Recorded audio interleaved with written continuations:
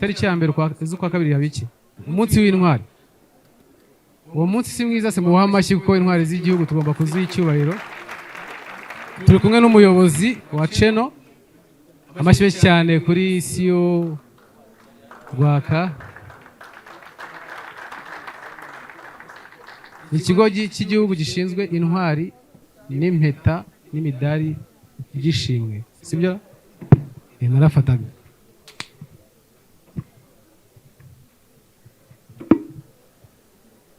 Umeze neza? Meze neza. Turashaka kutuganiriza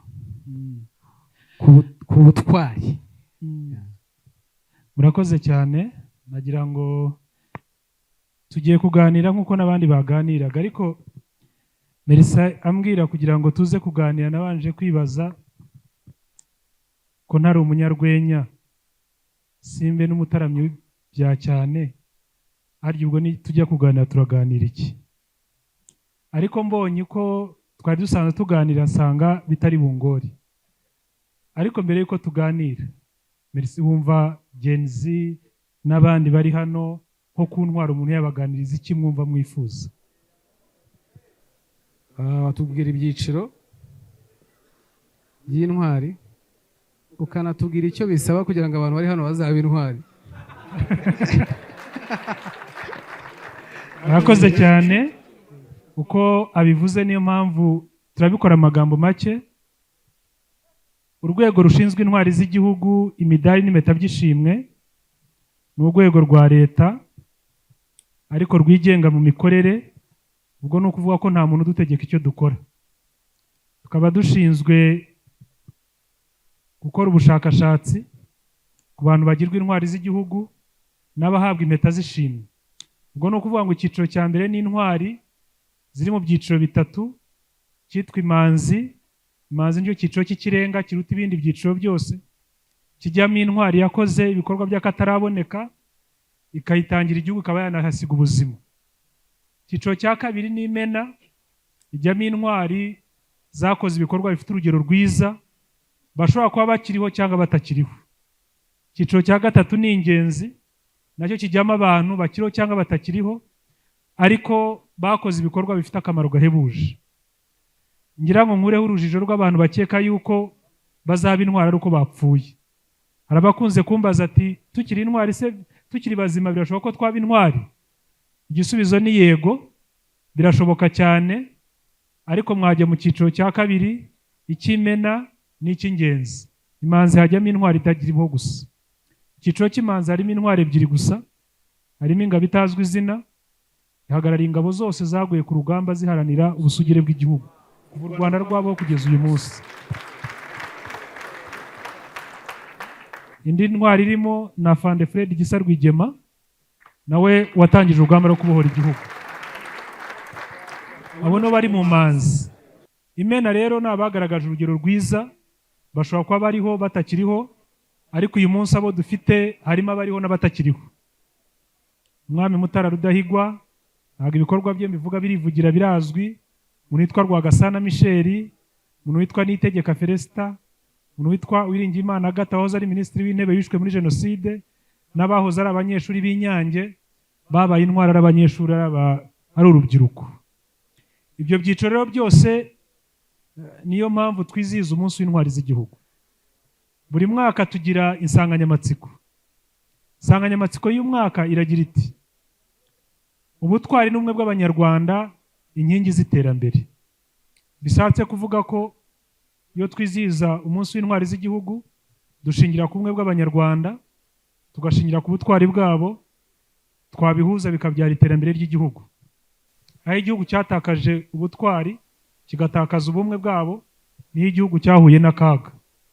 Niyo mpamvu rero ku munsi w'intwari z'igihugu tuwizihiza, ntago twebwe twibuka.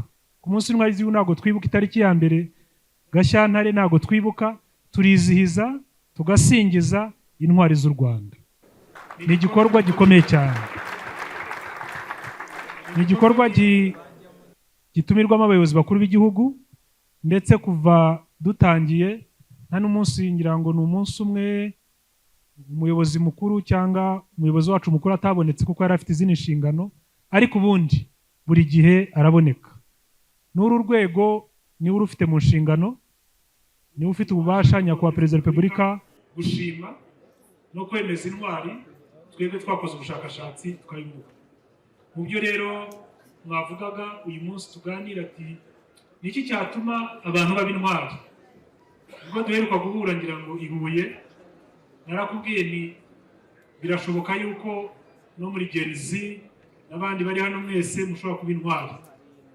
Ubutwari bw'amateka ya kera bwabaga mu gisirikare gusa, bikaba ku rugamba, ubushishozi n'ubuhanga wagaragaje ku rugamba akaryo bikugira intwari. Uyu munsi rero ubutwari buri mu buzima bw'igihugu. Ushobora kuba intwari kubera yuko ukora ibikorwa byiza bifite igihugu akamaro, byaba mu bukungu, mu mibereho, mu iterambere ry'igihugu n'ibindi bitandukanye. Ushobora kuba intwari uri urubyiruko, uri umugabo mukuru cyangwa umugore mukuru mu byiciro by'imyaka yose. Ushobora no kuba intwari uri umugore, mbere ntabwo byakunda ko abagore batagera ku rugamba. Ushobora kuba intwari mu bikorwa ibyo ari byo byose. Kugira ngo umuntu rero abe intwari, nuko akora ibikorwa byananiye abandi, akabikora mu bushishozi, mu nyungu z'abandi cyangwa mu nyungu rusange. Ibintu ushobora gukora abandi byananiye, wowe ukabikora mu buryo bw'ubushishozi, ubwitange, ariko bifitiye abandi akamaro, uwo muntu ashobora kuba intwari. Uyu munsi bavuga ati Gen Z, nahoze ndeba ndabakurikira cyane n'inshuti zanjye urubyiruko ndabakunda cyane n'abandi. Ushobora kwibaza ngo umuntu uva mu rugo akaza kuza hano kugira ngo agusetse, wakwibwira uti ko umuntu yagusetsa atanagukirigisa, ariko akagusetsa ukagenda wishimye, akakubyinira cyangwa akubwira ukagenda wishimye. Ntabwo nshaka kuvuga ko ari intwari, ariko babikoze neza no byaba ibikorwa by'indashyikirwa kandi byashimwe. Igihe cyose uzaha ibyishimo abanyarwanda, igihe cyose uzaha abantu ibyishimo, uzabahindura imibereho nk'uko mungana uko igikorwa ukoze ni igikorwa cy'indashyikirwa. Niyo utaba intwari ngo wenda ujye mu cyiciro cy'imanzi imena n'ingenzi, ariko wenda hari ubwo wanashimira ugahabwa umudari. Tugira imidari dutanga 7. Hari umudari wo kubohora igihugu, ntabwo mwapfa kuwubona mwari mutarabaho. Umudari wo guhagarika jenoside no kwirwanya, naho ntimwapfa kuwubona benshi, ariko harimo abayibonye benshi. Hari n'abandi bazakomeza kuyibona, ariko nk'urubyiruko mwayibona. Hari umudari w'agaciro uhabwa abakuru b'ibihugu n'abakuru ba za guverinoma n'abakuru b'imiryango mpuzamahanga. Aho naho muracyafite urugendo, ariko mwabiharanira. Hari umudari w'ubwitange wo mwawukorera rwose n'ibyiciro byose. Hari umudari w'umurimo unoze, ariwo nababwiraga mushobora gukora indashyikirwa, mwawukorera mukawuhabwa. Hari umudari w'igihango usura umubano w'u Rwanda n'amahanga, mwawukorera n'abari hano mwese mwawukorera, kandi abifuriza ko iyo midari yose mwayikorera. Abantu rero bashimirwa ku rwego rw'igihugu ni abashoboye kuba intwari, ariko n'abatabaye intwari bagahabwa iyo midari cyangwa izo mpeta z'ishimwe.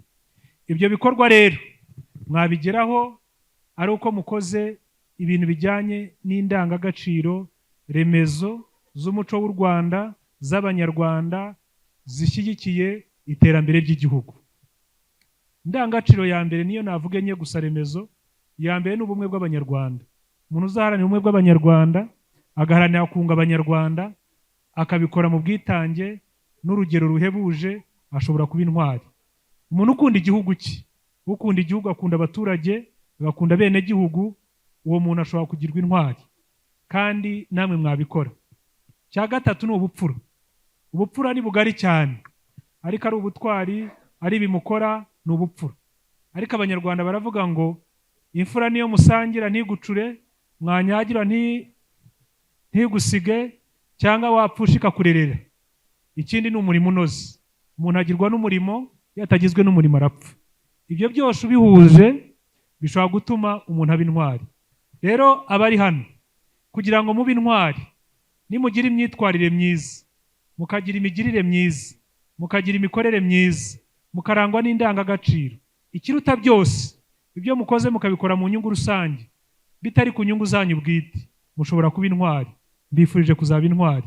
Kuba mwatekereje gushyiraho umunsi w'intwari z'igihugu ni ishema, ni agaciro kagaragaza ko mwubaha intwari zanyu, kandi tubifurije kuzaba intwari. N'abari hano mwese muzakore neza, muzaba intwari. Ndabashimiye cyane. Murakoze cyane.